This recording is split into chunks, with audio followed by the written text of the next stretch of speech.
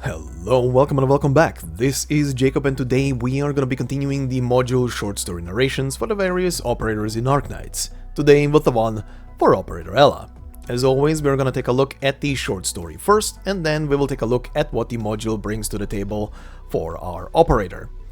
And as a very quick side note before we head into our short story, this one specifically is a conversation in most part between two parties, one of which is Ella, and therefore I will be doing the usual thing here to distinguish the two of them. I will give both of them a voice, so you guys have an easier time to follow along with the story and know when each character is talking.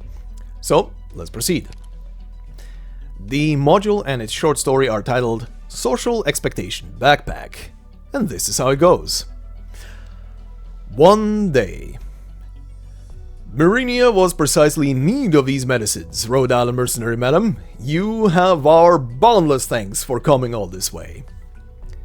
Alžbieta Bosak, operator codename Ella.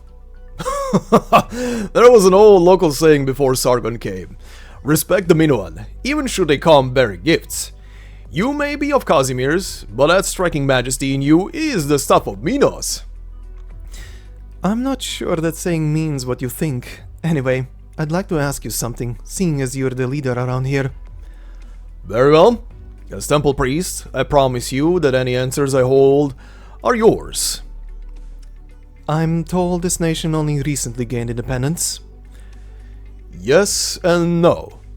Minos and Himni were born to walk together, two peas in a pod, their histories as one. That said, speaking solely of when we drove out the Sargonians, the great River Delphi has seen neither pike nor polearm in decades, while West Weaver still battles with Sargon. And since your independence, you've been working on a large-scale cultural revival and art restoration? Oh, so that's what you meant.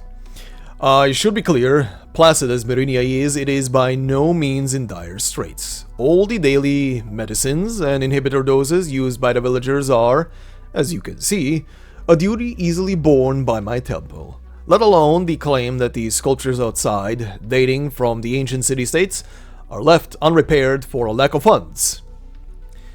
Then why are you leaving your marble statues out there in pieces? The course and prayers of our ceremonial rites, the neighbors and their village, all I know by heart. The bygone affairs of the three capitals, and the wider state of the greater land, I am likewise well informed. Yet, how can I possibly know the who, the what, and the why of those sculptures, makers, and molders? Whither did strike their chisel, and whence did fall their hammer? I know not. The villagers know not, and nor do the masters of crafts, or the sophists of the scholastic. How then can I repair them? Hence, they have never been repaired. Why not use your imagination? Nay, nay, the chroniclers shall be anonymous, as shall be the heroes. The man in the wine jar, with not a coming nor a going, has biographers still to testify of him to this very day.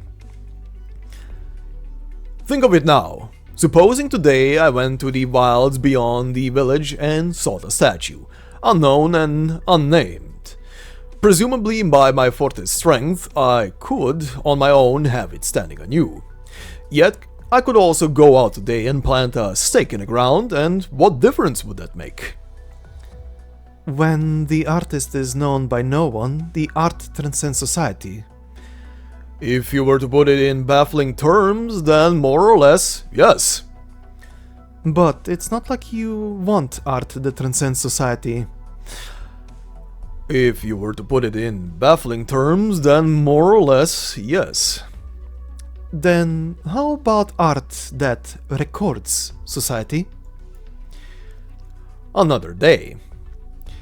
The fowls commence their recital of the verse of daybreak. Minos' golden sun dawns his golden gift upon the village of Merinia, as he always has, and the villagers are startled to find that the temple's solemn walls do not, as was their custom and theirs alone, return that gift with the purest white dazzling gleam.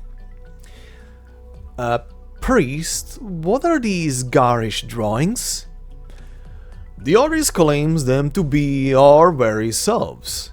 This is a kind of foreign wall art by the name of graffiti.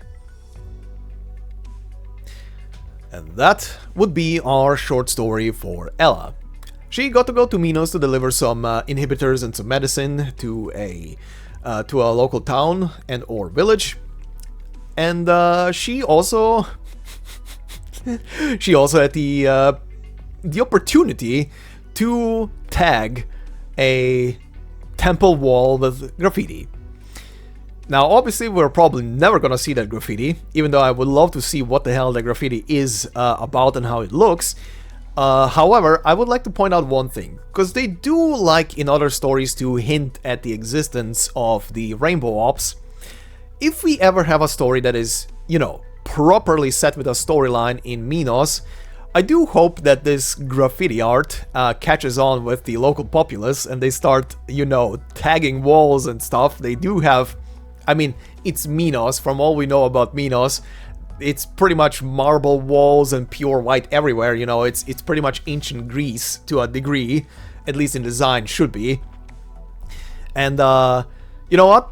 They have a lot of canvases, in quotes.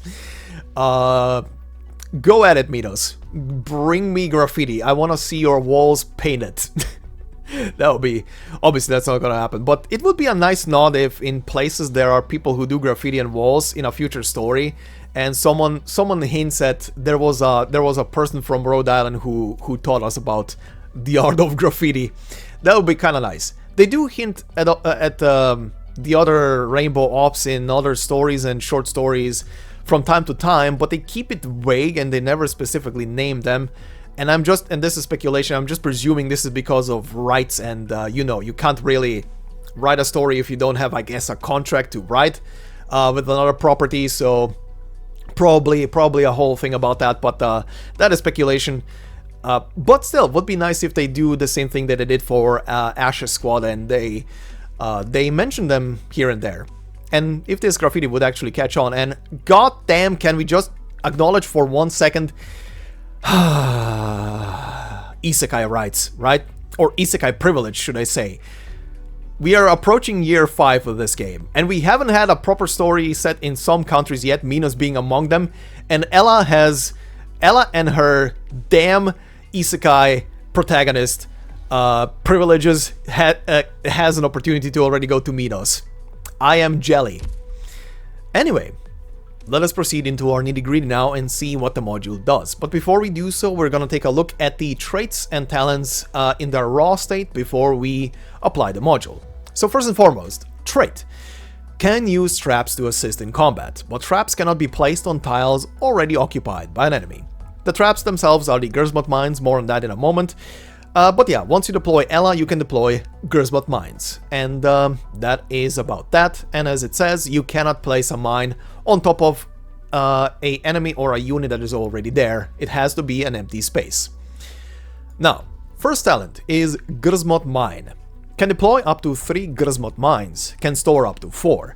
The first enemy that passes the mine will trigger its effect. When she retreats, immediately triggers the effect of a Gersmot mine from the tile that this operator was deployed on. So twofold talent here already. Number one, like I just said, when you deploy her, you immediately have access to the mines, which can then be deployed. 3 of them can be on the field at the same time, and she can have up to 4 in storage.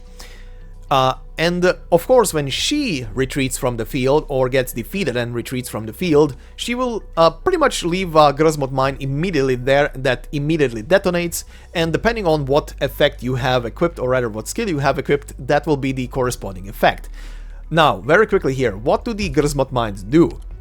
Depending on which one of the 3 skills you equip, the passive will be different.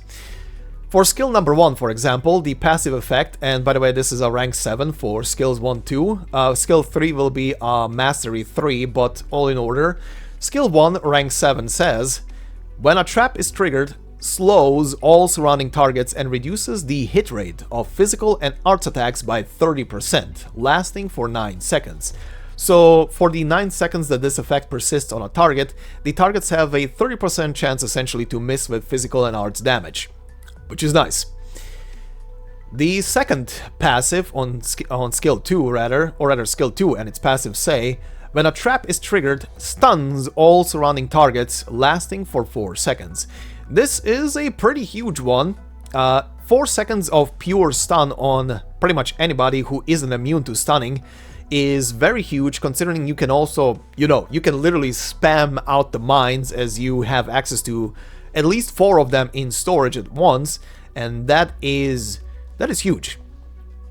On skill 3, however, we have the following passive. It says, when a trap is triggered, slows all surrounding targets and inflicts 35%, 25 if you are on regular rank 7, fragile, which lasts 7 seconds, 6 seconds if you are only rank 7. This again is corresponding to Mastery 3.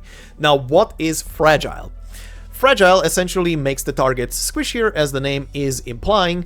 More specifically, as it says, amplifies all physical, arts, and true damage taken by the corresponding amount. So pretty much makes the target the Gersbot mine hits or targets more susceptible to damage, aka it makes them squishier, shreds away their defense essentially for all 3 major types of damage: physical, arts, and true damage. So that is a very huge one. Alright, but back to the talents. The second talent is Bullseye. Attacks have a 30% chance to deal 150% of attack as physical damage. The chance is increased to 100% when attacking a target that is affected by Gersbot Mine. So yeah, essentially if she is just regularly shooting, or even if she has a skill running, she will always have a 30% chance to deal 150% of her attack as physical damage. That is pretty huge, despite the low chance to do so. However, that gets bypassed by the fact that if you hit a target with a mine, and that is huge for for all skills, especially skills 2 and 3, depending on the situation, of course, because that will just be a permanent effect. As long as the effect persists on a target, she will be constantly proccing this and doing massive amounts of damage to a single target, or as skill 2 is turning her into a splash damage, if I am not completely stupid right now. Yeah, splash physical damage. So yeah, that is huge. That is a very, very, very huge thing. Now, what does the module do? First and foremost, we gain a additional trait, which now says can also be deployed on melee tiles. Traps can also be deployed on range tiles. So yeah, this is, if you're on the fence of getting the module for whatever reason and you have Ela, get it at least for this. Because at the end of the day, she might be a specialist, but at the end of the day, she is also a sniper. And as such, having a sniper be capable of being deployed on not just range tiles as usual, but also on ground tiles and pretty much wherever there is a open space to deploy a unit on is very huge. It's a very huge thing. More so, this module right now is already stage 3, so the corresponding basic stat increases here, the 60 and the 30 for attack and defense, respectively, is correspondent of that. So you gain extra attack essentially, and she is a bit tankier, even though this is not much of a difference. She's still squishy as all hell. Now, what else do we get? We get a upgrade to Bullseye. It is a very straight up upgrade. The 30% chance to deal extra damage goes up to 50%, and the damage proccing from that, the 150%, goes up to 170. Basically on stage 2 you get 40% and 160, and this is stage 3, of course. Now, I would say probably the extra chance to trigger outweighs the damage, but then again, you kind of want to use the mines in correspondence with this, specifically with this trait, to continuously keep proccing, and considering you can just spam out the mines, she can consistently have this thing proccing as long as you have mines in storage. And that shreds stuff away very quickly. it helps quite a lot. Especially with the long duration skills like skill 1 and skill 3. Especially skill 3 that also gives the fragile status that isn't just benefiting her, but is also benefiting everybody else, because this is a debuff that is applied to the unit, to the enemy unit, not something that she gains as a buff. So that is a huge little buff. But yeah, overall a pretty decent module. With huge versatility and making her a bit low chance to a pretty nice 50-50 split chance module, which still helps quite a lot considering this is still a lot of damage, and if she doesn't have to, you know, shred away a high HP or a higher defense target, this is helping a lot in general. But yeah, that would be it. Pretty decent module. Hope this helped. Hope the story was entertaining. And as always, guys, thanks very much for watching and listening. Hope you liked it. If you did, please consider leaving a like on the video. If you're new to the channel, consider subscribing. And if you want to support this channel even more directly, there are memberships, of course, on the channel. And as always, there will be no video behind a membership. It is pretty much there just to support me and the channel more directly.